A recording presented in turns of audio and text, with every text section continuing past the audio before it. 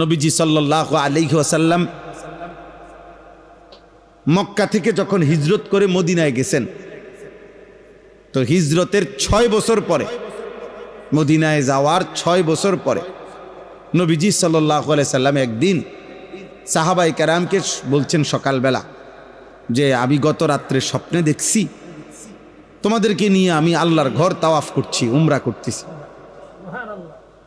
তো সাহাবারা আল্লাহর ঘর থেকে যে আইসা পড়ছে মদিনায় মক্কাবাসীর কারণে অত্যাচারে, তো এই কারো 6 বছর, কারো 7 বছর হয়ে গেছে।